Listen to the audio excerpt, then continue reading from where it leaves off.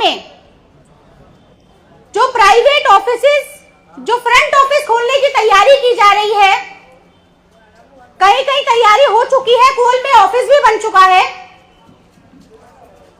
तो पूरी तरीके से ये अधिवक्ताओं का एक तरीके से काम खत्म हो जाए, कातिबों का खत्म हो जाए, स्टाम्प वेंडरों का काम खत्म हो जाए, जो पूरी की पूरी पावर रहे वो सरकार के हाथ में रहे।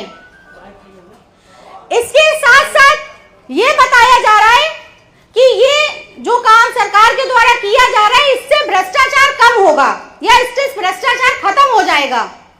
मतलब इनका साफ साफ कहना है कि अधिवक्ता भ्रष्टाचार फैला रहे हैं। जब अधिवक्ता भ्रष्टाचार फैला रहे हैं तो आप बताइए, इतने जो गवर्नमेंट ऑफिसर्स हैं या जो जजेस हैं जिनके घर से इतना पैसा मिल रहा है, ये सबके संज्ञान में अभी एक दिल्ली के जो जज हैं उनके घर से इतना पैसा मिला है, इतने नोट मिले हैं अपार संख्या में, उसका जवाब कौन देगा? आज आपने उनको पोस्टिंग दे दी इलाहाबाद में। आप ये बताइए किसी भी अधिवक्ता के घर में इतना पैसा आज तक मिला है? नहीं मिला। फिर भी हर गलती का ठीकरा अधिवक्ताओं पे फोड़ा जाता है। क्यों? अधिवक्ताओं को आप क्या सुरक्षा दे रहे हैं? आज तक अधिवक्ता संघर्ष कर रहे हैं एडवोकेट प्रोटेक्शन एक्ट के लिए, लेकिन एडवोकेट प्रोटेक्शन एक्ट भी लागू नहीं हुआ। हमारे बड़े नेता ने ही एक मंच के माध्यम से कहा था कि अभी मैं सरकार से कहूं तो क्या कहूं कि हमारे अधिवक्ता भी रजिस्ट्री करते हैं, ये उनका कहना था। तो मतलब तहसील के अधिवक्ता अधिवक्ता ही नहीं है। वोट तो आप तहसील में मांगने आ जाते हैं, और लेकिन आप साफ साफ ये कहना चाहते हैं कि तहसील में जो प्रैक्टिस करते हैं वो अधिवक्ता अधिवक्ता नहीं है, क्योंकि अधिवक्ता रजिस्ट्री नहीं कर सकते, उनका ये कहना है। क्यों? और रही बात प्रोटेक्शन एक्ट की, तो जिसके लिए हम बहुत लंबे समय से संघर्ष कर रहे हैं, लेकिन अभी तक प्रोटेक्शन एक्ट लागू नहीं हुआ है। खुलेआम अधिवक्ताओं पे हमले हो रहे हैं, खुलेआम झूठी एफआईआर दर्ज हो रही है। अभी भी रिसेंटली इलाहाबाद में अधिवक्ता साथी के ऊपर हमला हुआ है, गोली चलाई है, लेकिन उसमें भी हमारे नेताओं का कुछ कहना नहीं है। चाहे सरकार हो चाहे बार काउंसिल हो, जब अधिवक्ता की बात आती है तो मुंह पे ताले लग जाते हैं इन लोगों के, कोई बोलना नहीं चाहता। ज्यादा होता है तो लेटरबाजी शुरू कर दे के हमारी तरफ से समर्थन, हमारी तरफ से समर्थन, या हमने ज्ञापन दे दिया। अरे बीच में आइए ना, जब हमें अपने नेताओं की जरूरत होती है तो वो हमारे साथ नहीं होते।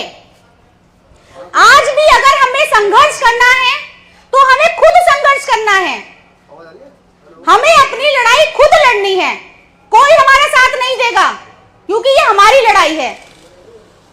और सरकार पूरी तरीके से चाहती है कि अधिवक्ता कुछ ना कर पाए, हमारे नेता पूरी तरीके से चाहते हैं कि अधिवक्ता कुछ ना कर पाए।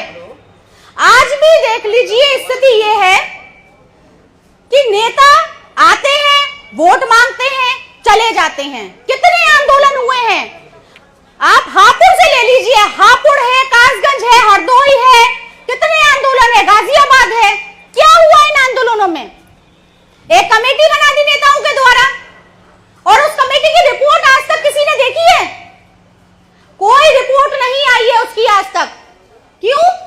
कमेटी बनाई ही इसलिए जाती है कि आंदोलन का पूरा सत्यानाश हो जाए, इसीलिए कमेटी बनाई जाती है। और हमारे नेता हमें खुद दबाने में लगे हुए हैं। सरकार तो पूरी तरीके से तैयार है, सरकार की तो मंशा है अधिवक्ताओं को दबाने की। अभी भी कुछ समय पहले एडवोकेट अमेंडमेंट बिल आया था, उसमें भी ये कर सकते हैं, कॉन्डोलेंस नहीं कर सकता है। क्यों? हमारे पास एकमात्र हथियार हड़ताल है जिससे हम अपनी बात मनवा सकते हैं, वो भी हमसे छीन लिया गया। हाई कोर्ट ने भी सुमोटो एक्शन ले लिया कि अधिवक्ता स्ट्राइक और कॉन्डोलेंस नहीं कर सकते। मैं ये पूछना चाहती हूं, जब अधिवक्ता को जरूरत है तब हाई कोर्ट अपनी स्वतः संज्ञान की शक्ति भूल जाती है।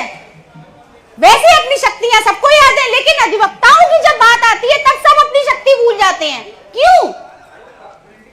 क्योंकि अधिवक्ता ही कह सकता है सही बात को, अधिवक्ता को डर नहीं लगता कहने में, और सरकार यही चाहती है कि अधिवक्ता बोल ही ना पाए किसी के सामने। तो मैं यही कहूंगी कि हम जो अपनी लड़ाई हमने स्टार्ट करी है, ये लड़ाई हमें खुद लड़नी है, कोई हमें साथ नहीं देने आएगा। सब वोट मांगने आएंगे, चले जाएंगे, और बाकी मैं हर तरीके से कंधे से कंधे मिलाकर हमेशा आपके साथ हूं। बहुत बहुत धन्यवाद।